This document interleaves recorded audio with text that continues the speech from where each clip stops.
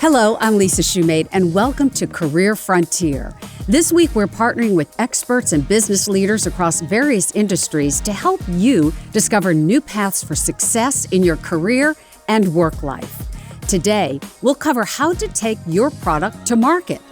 We'll find out how to function in a dysfunctional team, and finally, what's the difference between a sponsor and a mentor, and what that difference can mean to your career. Today, we're going to take a look at how you can take your product to market, how to raise money and engage investors, and how to stand out from the competition. Get ready to be inspired. Joining me is Megan Eddings, a positivity enthusiast. Megan is the founder and CEO of two companies, Excel Lifestyle and Excel Unite. With a background in chemistry, she's invented a special fabric that is being used in athletic wear as well as in hospitals. Megan, welcome to the show. Hi, Lisa. Thank you so much for having me today. Well, tell us about your story. Well, how much time do you have? No, I'm just kidding. Yeah. So I guess I'll start with saying I never thought I'd be an entrepreneur. My parents, they are not entrepreneurs. They didn't go to college. And I say that entrepreneurship basically found me. As you mentioned, my background is in chemistry, and I was working in science labs for years. And then one day I decided, it's okay to not do what you thought you were going to do the rest of your life. And so someone said I'd be great in this thing called medical equipment sales, which is what brought me from to Houston from the Northeast. So I did medical equipment sales. I loved it. I love the people. I love the strategy. But then I met this man who's now my husband, and he and I are super into fitness. And I started washing his workout clothes. And I couldn't believe that we still lived in a world where your workout clothes stunk. You can wash them as much as you want, but they still stink. So not even thinking I'd invent a fabric or anything, I just put my science hat back on and just went to Google and started researching why our clothes smell. And then we'll fast forward 3 years. I thought it would take about 1 year, took about 3 years, and I invented an antibacterial anti-stink fabric that you sweat as much as you want and it always stays stink-free. Wow, that's an amazing story. So your product is being used in multiple ways. You mentioned the original purpose, athletic wear, but you've gone beyond that. I sure have. So we started, when you start a company, people always say start with a niche market. I remember when I first started inventing the fabric, people said, well, where can you use it? Where are you going to sell it? I'm like, everywhere, the world, everyone needs it.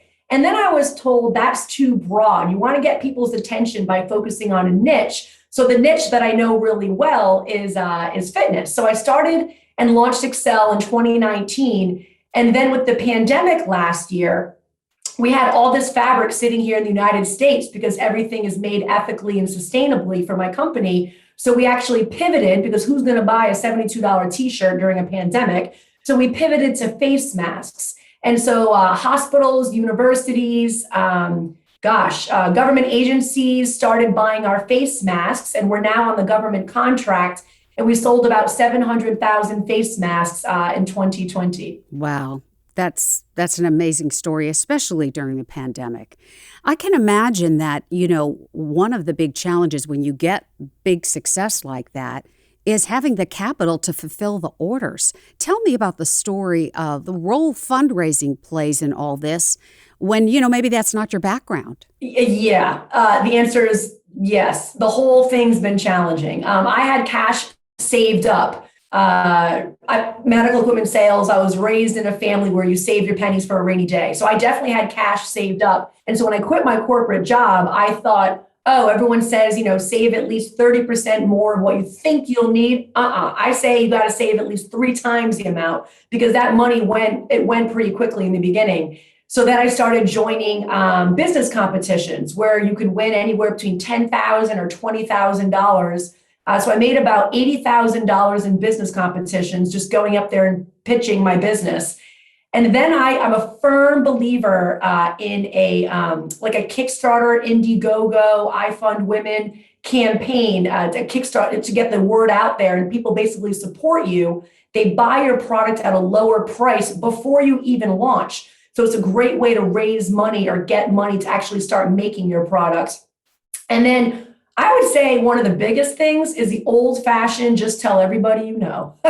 I'm a firm believer in relationships and forming meaningful relationships. And it's incredible if founders, or if you're thinking about starting your own company, if you just talk to people about it, it's interesting that you'll actually meet people that you probably never would have met before that may be interested in investing in your company. Believe it or not, a huge challenge we had last year. We scaled really quickly with the 700,000 face masks, but I didn't have the cash to pay for the face mask and the fabric to be made up front.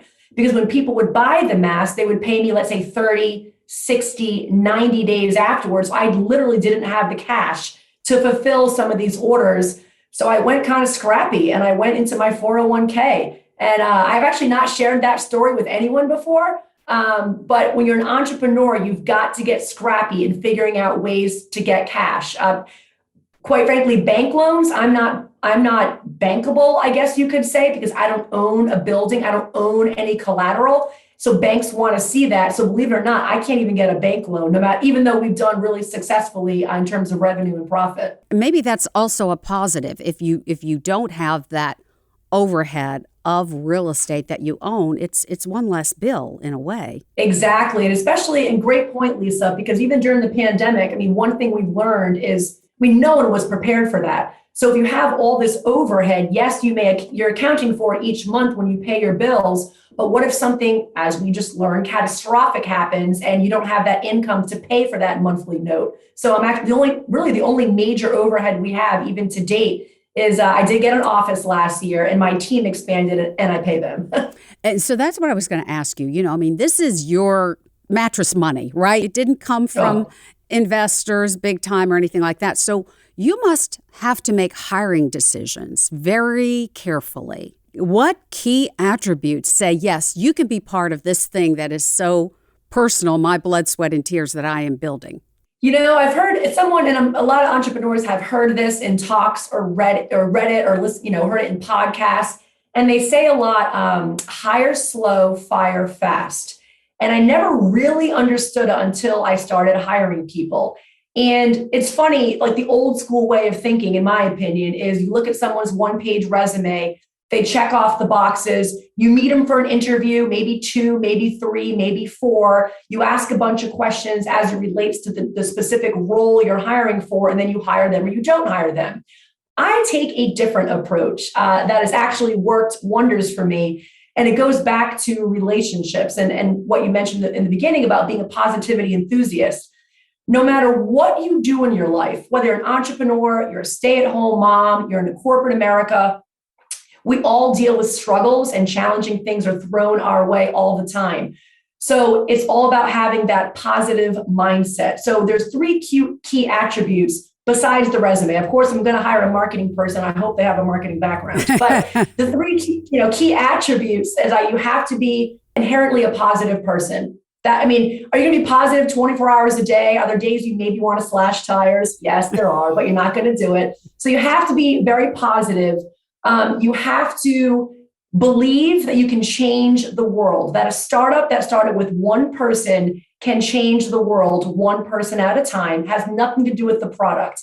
And then the third thing is, what the heck's the third thing? Oh, yes. You have to have an aptitude that you like to learn, you want to learn, because when you're in a startup, you're wearing thousands of hats and you're doing all different things, and you have to have an aptitude and a hunger for wanting to learn. So those are my big 3, points when hiring someone. And I've not always gotten it right. Full disclosure, here I am with these, bullet points, but I've not always gotten it right. I've had to let a couple people go, but it was a respectful departure, and you just kind of keep moving on. Exactly. Those are great attributes. I love those. So you invented the fabric. Are you actually making the athletic wear, or are you selling it to other companies that are in the retail world? Both. So we started making the apparel ourselves. So our fabric's made on the Prima fabric is made on the East Coast. Our apparel is made on the West Coast.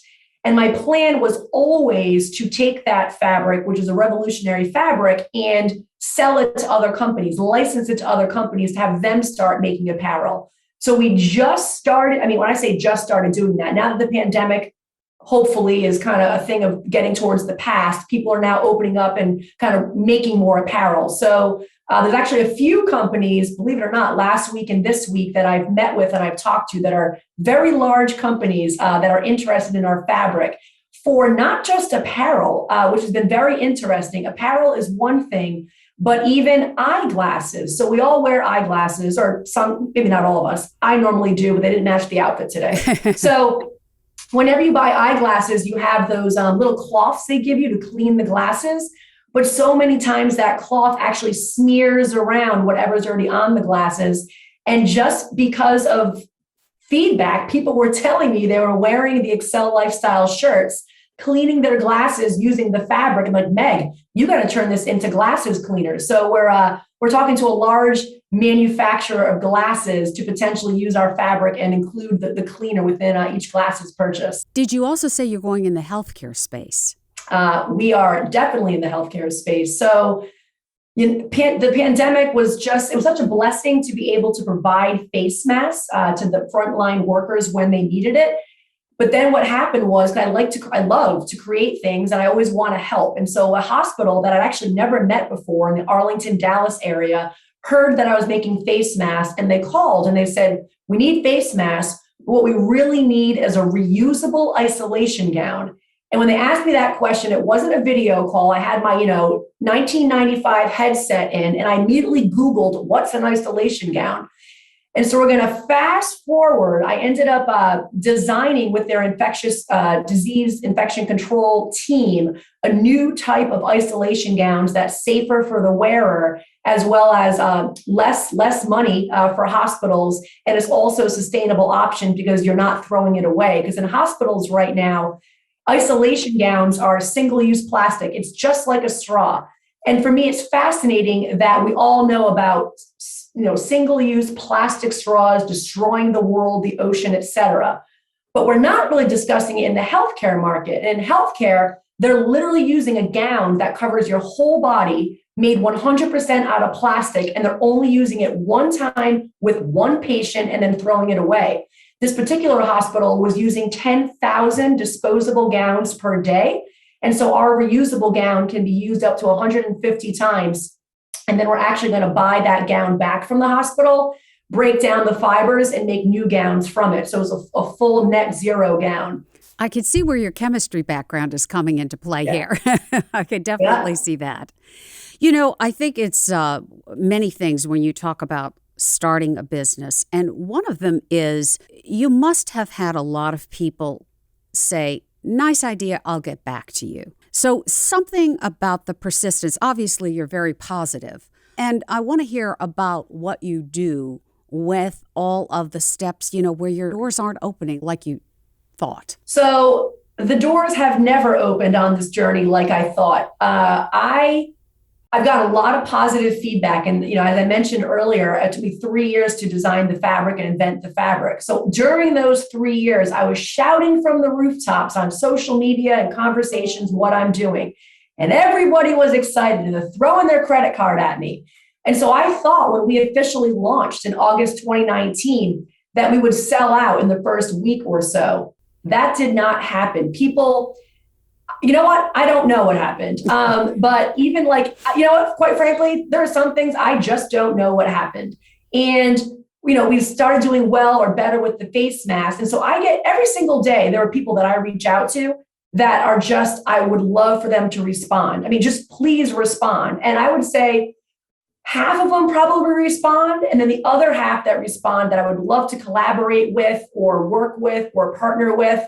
The answer is rarely yes off the bat. So you have to be creative in your ask. We're actually about to reach out to, you have to be creative because everyone's being bombarded. We all are. I mean, I'm guilty of getting emails, delete, delete, delete, delete. If you don't start with something personal, like I know you're not a bot, you're deleted so fast. I mean, it's just boom, boom, boom. So you always have to catch someone in that first second. And it doesn't always work, but we're about to actually start sending out 30-second video introductions to targeted people using their name and how we would help. But yeah, the no's are tough. I mean, even though I'm positive, I'm not always positive. And there have been, days and weeks and quite frankly, sometimes months where it's just like, is all this work going to pay off? And quite frankly, I even feel that this week. I mean, every week I have that feeling of, oh man, like we're just waiting for that next big, I guess, business boom, if you will. And so we're just working feverishly, but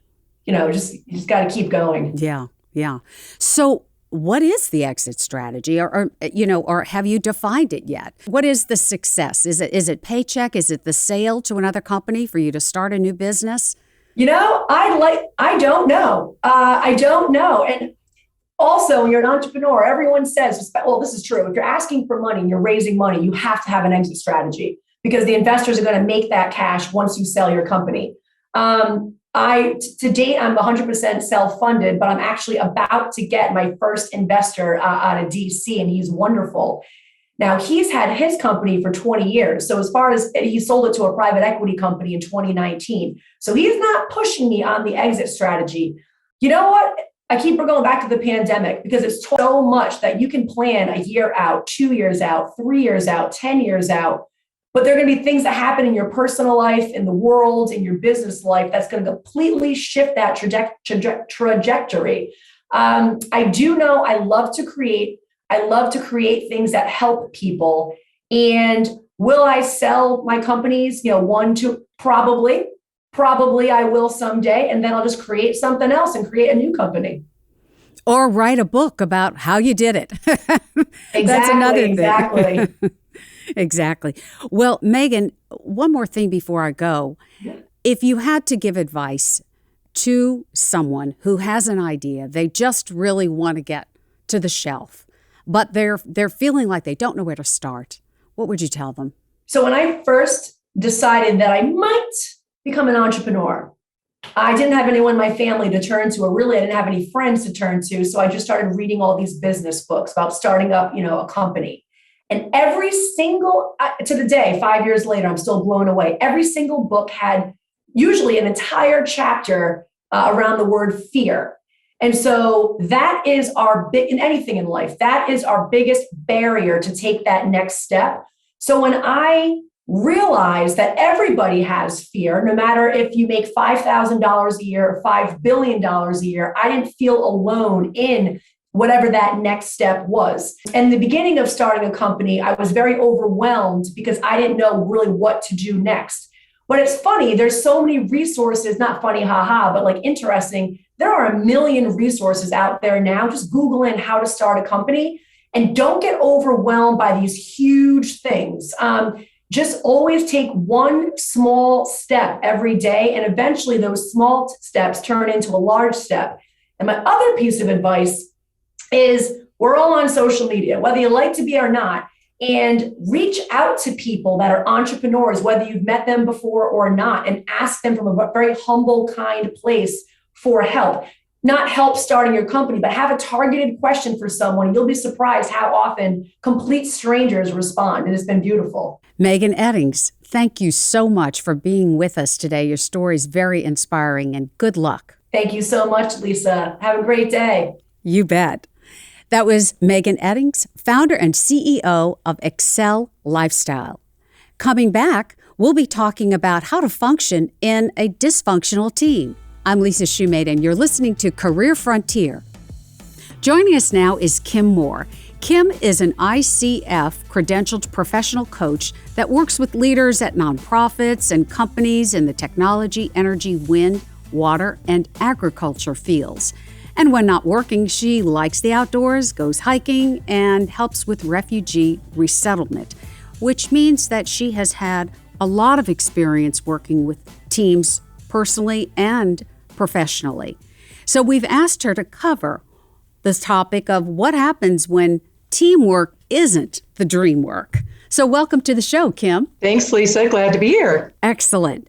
So, that word, we hear a lot about the word dysfunctional teams, and that's a kind of a really loaded word to say dysfunctional because it's kind of normal to have a little conflict in the workplace or in life. Yes, it is. And I think one thing I help coaching clients with is to look for where they can be effective. And when I think of effective teams, I think of a small number of people with complementary skills committed to a common purpose, common goals and approach for which they hold themselves accountable. Now, where we usually see dysfunctions occur is when there's a lack of trust in the meaning and the methods of those effective teams. And it doesn't take much to throw them off. What are the seeds of distrust? Well, all of us are wired differently, but all of us have a limbic system. And typically the seeds of distrust get sown when we don't feel, and I purposely use that word, when we don't feel like we're valued, that we're clear, or that we can contribute.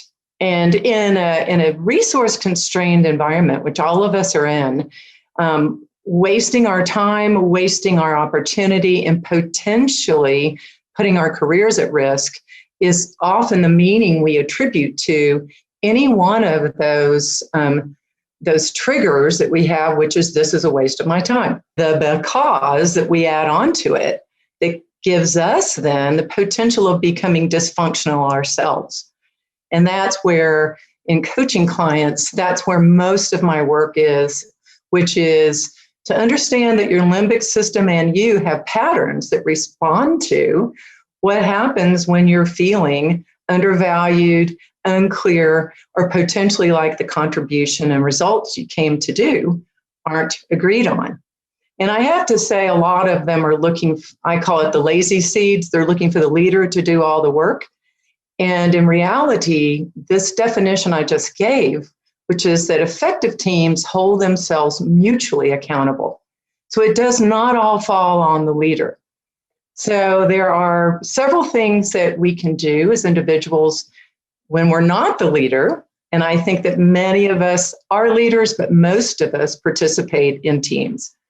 I mean, they're the innovation hub of any company, the pool of resources and experience that we have to count on.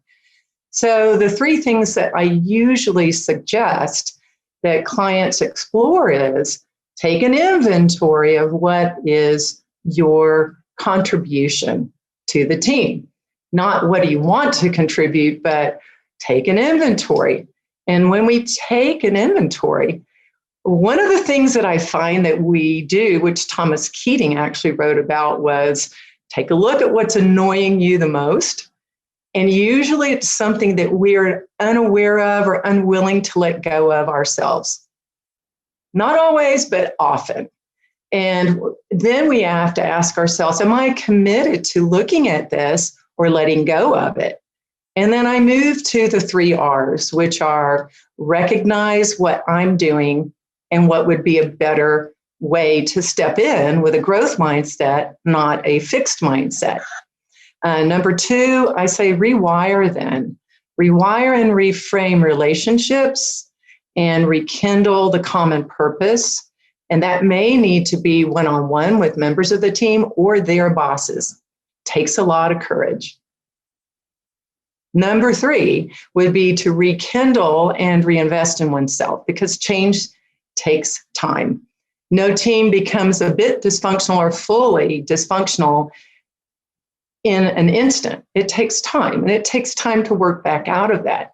So rekindle your own resilience in the meantime. Make sure you're investing in your own healthy practices, sleep, diet, exercise, and also make sure you're getting an objective view of the world in which you play and the stage in which this is all taking place. Many times we hyper horrify what's going on because we're not stepping back to stay objective. And when we're more balanced in how we take care of ourselves and engage with others, it gives us perspective.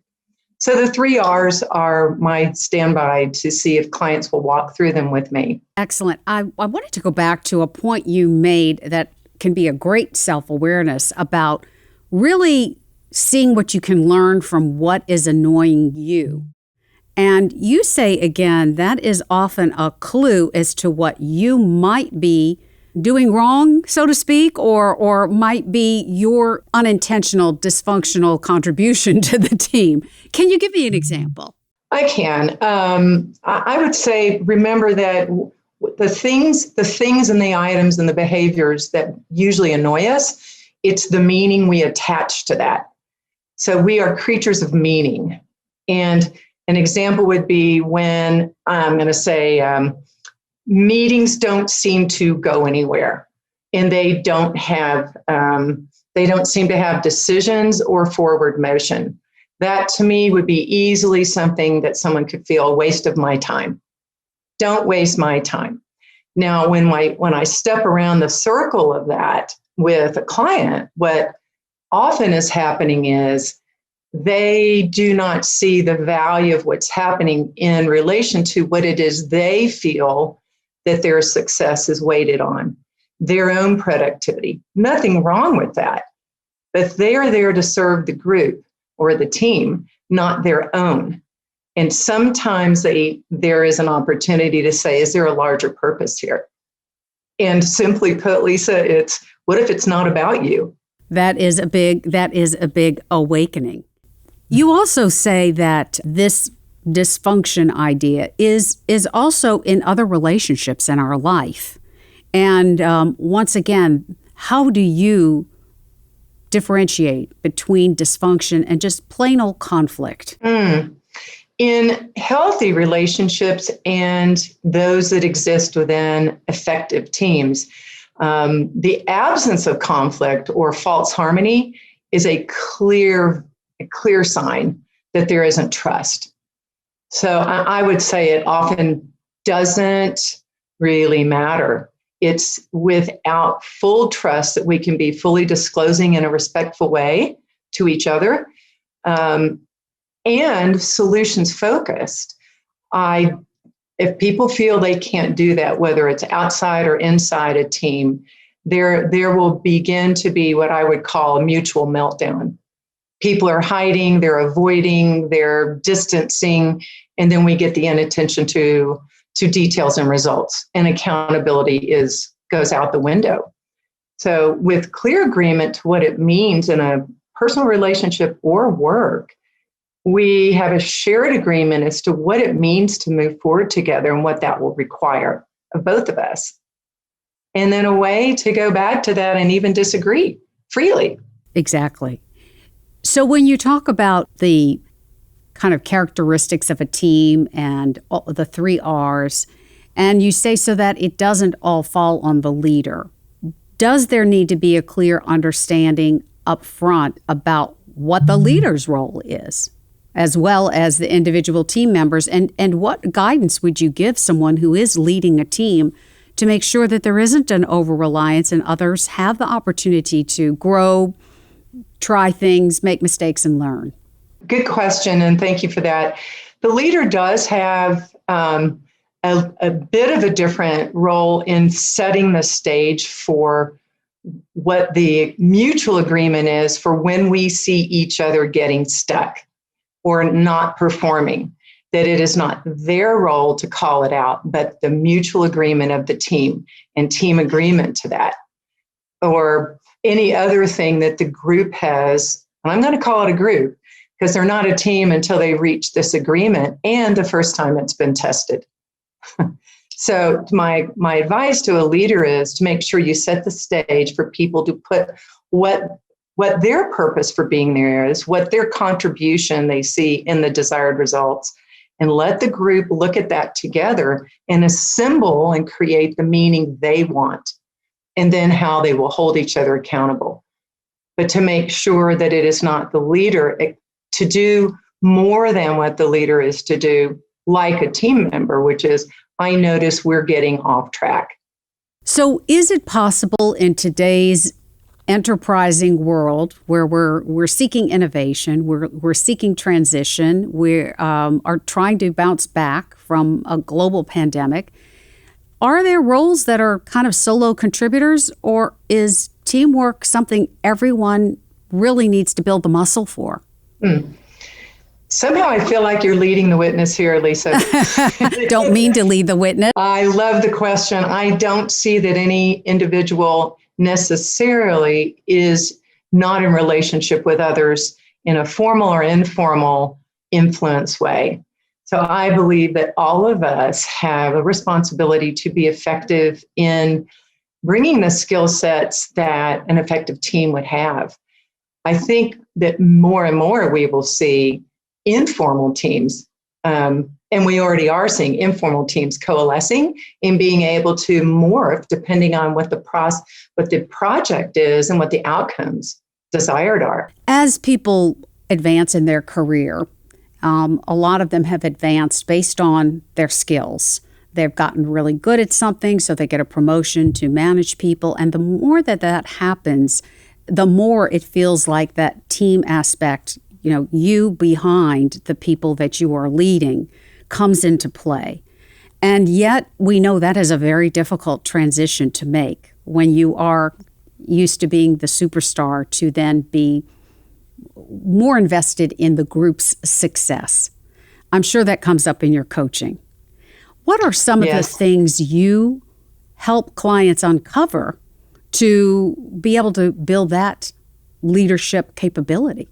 There is a very prevalent experience that when one moves from individual contributor to leader, where the thrill and the measurement of success comes through the achievements of others.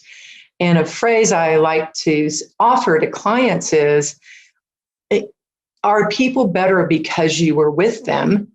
And is this company better because of your presence in that situation? So we begin to transfer the mirror looking at ourselves to get to where we are to what has been produced in the lives of others because of us. So I think instead of growth oneself, I'm saying we're planting seeds in others. Great. One more question for you, Kim, and that is kind of that organizational mindset. As people are returning to the office, where, there was a lot more flexibility for your personal life at home.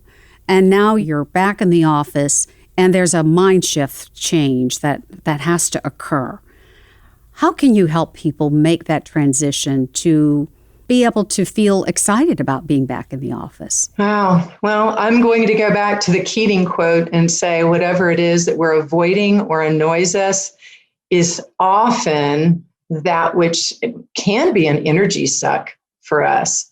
And I say that because that which will require more energy will also produce more, but we tend to, as living cells, we're a conglomeration of that, we can tend to find whatever there is complexity and extra energy for be challenging. And I would say it's rebuilding muscle memory, and that with the right investment of that energy back, that it actually restores and brings energy back to life, because you're pulling from other people. There's a rhythm, there's a routine, and there's the collective meaning of being together as a group. And that I think we underestimate when we're face to face in offices again, that we become a we in another dimension, which is physical touch and validation. Whether we touch each other or not, masked or not, we validate each other because we've shown up on purpose. And I think that has a lot of value. And I think that is a perfect place to wrap this conversation up. And thank you so much for that thought of collective meaning and purpose. You're welcome. It was great to have you on the show. Kim Moore is the founder of K.R. Moore and Associates, and she is a professional coach. When Career Frontier returns, we'll learn the difference between a career sponsor and a mentor and what that difference can mean for you. My next guest is Nikki Pardo. Nikki is a diversity, equity, and inclusion practitioner with 18 years of experience and the founder of Global Alliance Solutions. She has worked with companies across the country designing DEI strategies and inclusive and equitable workplace cultures. She's dedicated her personal and professional life to advocating for civil and social justice, and in her spare time, she frequently travels with her family and is a self-proclaimed restaurant critic. Now that is a job to have. She's going to tell us about the importance of having a career sponsor. So welcome to the show, Nikki. It's good to see you. It's Thank you. It is such an honor to be here. Wonderful. Well, there is a lot of word interplay there about mentor and sponsor and coach and boss. But the two words you're really focusing on here is mentor and sponsor, and what you really need is a sponsor. Tell us more about that. Yeah, there's a shift happening here in the workforce. And I'll say maybe about 3 to 5 years ago, mentorship, it could play a role. However, and I'm not, let me preface by saying I'm not anti-mentorship at all. I'm just very pro-sponsorship because that's where the needle is moved. That's where the magic happens. So mentors it's more of a passive role and more behind the scenes, someone to serve as an advisor and help maybe bring out or extract or identify strengths that you have and, be a listening ear or sometimes a shoulder to cry on, but a sponsor is someone who is really going to represent and advocate and champion for you. Someone who's going to pick up that phone and validate you, and where your reputation and everything will precede you through this, through your sponsor. And typically, just like with mentorship, it is there has to be a relationship cultivated. It's not just like, hey, you're in an executive position, and so it also helps with succession planning when we have, retirees coming up and, ready to kind of pass the torch. And I know of several companies that are not ready. Their leadership teams are not ready because there was no one that they reached behind to kind of, like I said, cultivate and develop and prepare for these roles. In a way, you're describing a partner in your career planning who is going to pick up the phone and make introductions and is going to look for opportunities for you to raise your profile. Exactly. Or maybe bring a chair to the table. If they see that there's a need or a gap that the person that you're, I guess it's mentee, sponsor T could fill, and to provide that opportunity and to give them a voice and a seat at the table. Nikki, can you ask someone to be your sponsor, or are you waiting for someone to discover you? That is a great question. Don't wait. And I'll tell you, a lot of people, it could be scary because no one likes rejection in any industry, the acting industry, all the way down to kindergarten. No one likes rejection. But I really find it hard to believe that someone will just say no, unless there has been some history there. And then, of course, I don't think that person would be someone you would reach out. But usually it's not random. It's someone that you already have a relationship with. Even if it's not a solid relationship, because you can always build the relationship during the process. I've heard the quote that, when we overthink something, we let fear speak louder than intuition. And it sounds like what you're saying is trust your intuition about who you might reach out to ask to be a sponsor. Yes, procrastination can contribute to paralysis. And then what happens that no work gets done. But yeah, I cannot imagine anyone saying, I've never heard of anyone of my friends on either side where they're just like, you know what? I don't think I'm going to go that route with you. I mean, I can't, that's unfathomable. But but there has to be some sort of baseline or foundation of a relationship. And in all fairness to the sponsor, they need to be familiar with your work so they can validate you. You have been doing diversity, equity, and inclusion work for 20 years. How does sponsorship play into a strong diversity, equity, and inclusion strategy? Well, I'll speak for just my personal business. I am so fortunate enough to have built and just poured into these relationships. I am 100% referral based. I've never done a cold call. I have never, just kind of picked up and, hey, this is Nikki Pardo from Global Line Solutions. Why don't you trust your team with me, and have me navigate them through the DEI journey? I've never Never, never. And I'll tell you, I just started giving referral fees. So this is just off of the strength of friendships and relationships that I already have. And then I'm like, wait a minute, there needs to be a little monetary gift at the end. But like I said, that's just how it's been for me, because when I first started out, I even reached out to people who ultimately became my sponsors. And I said, listen, I put together focus groups. I created these curriculums. Let me come and train your team for free. However, I had a very, very detailed checklist evaluation, where all the way down to my hand gestures. And I mean, it was deep. So that was the exchange that I was able to reach out to someone at that time were more so mentors in the space, because back when I started, people weren't really talking about diversity, or definitely not equity. But but now my sponsors are the ones who are able to, who I've maybe previous clients that I've had. And I've become close with my clients, and that's by design. But then they say, hey, listen, Nikki Pardo is a rock star. This is what she's done with our team, and the turnaround. And so why don't you bring her in? We trust her once that call is made, or the email. And then that's how the magic happens. When we talk about mentoring and sponsoring, I think people automatically go to a junior and a more experienced person. Is it possible sponsors could be in an equal place in their careers, and it is one of those things where they can open doors for each other? Or is that a different thing than a sponsorship? Absolutely. Absolutely. Again, we have to go back to the fundamentals of being a sponsor, and that's being willing to advocate and champion. So it can be someone, it can be lateral, it can be, someone who you report to. It can, but yeah, it can. The core of it does not change. Them reaching out and preceding you and validating you won't change. So some companies who have now been a lot more proactive about their diversity, equity, and inclusion strategies are hiring experts like yourself to get things going.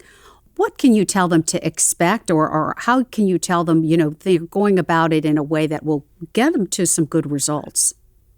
Oh, that I'm so glad you asked that question. That is the number one question. Expect to be uncomfortable. And because that is the only way any change and shift can happen. And the second thing is, be patient.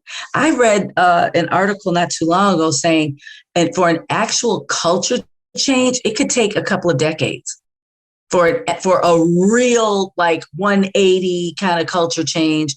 But yeah, just be okay with and you have to trust the practitioner.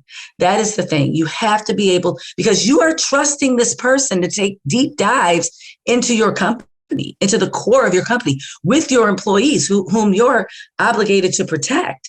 So that can be scary. And like I said, it can be a little bit uncomfortable, especially when you put KPIs and metrics and benchmarks, and that accountability. For especially what I'm learning for companies that are not used to accountability. And then that shift with managers, we're like, wait a minute, and now some companies are tying the DEI deliverables to accountability and merit bonuses. So, this is really scary. This can be uncomfortable from an executive level all the way to rank and file. Mm-hmm. As they get more involved with you and you're sort of maybe midway into that plan, what are some of the ways okay, things are on track here, we're making progress? You talk about KPIs and deliverables. What kinds of things are you measuring? Oh, it varies from, I'm not even going to say industry to industry. I mean, client to client, company to company. Because, and it's really interesting, I really don't know what changes need to be made until I take the deep dive. And sometimes we might think, it's going one way, and companies have to be able to be fluid and be able to pivot. And I have stepped on landmines before where it's like, whoa, we're, like I said, we're on track. And then, then this landmine explodes. And then next thing you know, I'm working with this company for another half a year. But to give you some examples, vendor diversification, to make sure that, I always talk about equity and balancing that playing field, making sure that people of color, Black people, LGBTQ, women, that we all have an opportunity. Would have been some other measure or deliverables. That's a very good question. And now, of course, they're all running together. Leadership, maybe the leadership makeup, or. Well, yeah, I had a tech company where once we started peeling back the layers, there was a leader who did not. They had to ask to leave. So once we started again, it's about an inclusive environment. And if a leader does not have buy-in, and if a leader is repelling the process or just not wanting to ride that wave, then how can they help steer the ship? It can be uncomfortable because change is, yes, and driving change yes, is. And yet I can imagine it's very rewarding when you are getting to the other side of that agreement and have a more permanent plan in place when you're seeing progress. Yes. And I will say that, especially with the pandemic, when everything went remotely, because I fought it. My mentors and my sponsors were like, Nikki, this is years ago. They're like, you have to go virtual. I'm like, no, my impact, I have more of an impact in person, and I'm not doing that. Sure enough, March of 2020 hit, and I was forced to. But I'll tell you what has happened, where I have never before had more intimate relationships, and I'll even cross the line and say that have gone into friendships that I have with my clients now, with my points of contact. I've never, and I think I never would have had those intimate relationships had it not been for this virtual world we're in. So in the final minute, share a couple ways everyone can be an ally and advocate for each other, especially as we look at an emerging group of leaders coming into the workplace. That's a great question.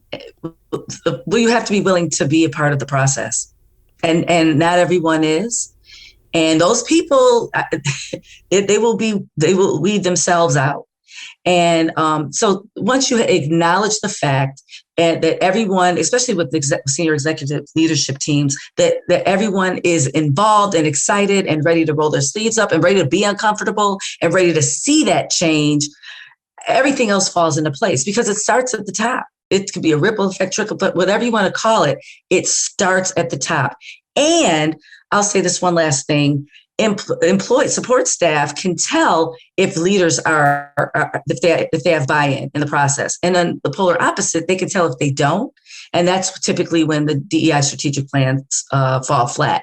But if you have a leadership team that's on board and excited about it, then all of the allyship and all the support and all of that, I promise you, there's a science to it. It all falls into place. Nikki, excellent. Thank you so much for that information and for sharing some time with us today. Thank you so much for the opportunity. You bet. That's Nikki Pardo, and she's founder of Global Alliance Solutions, a firm that designs diversity, equity, and inclusion strategies for the workplace. Well, I'm Lisa Shoemate, and you've been listening to Career Frontier, a radio and virtual conference to help you discover new paths for success in your career and work life. Thanks so much for joining us.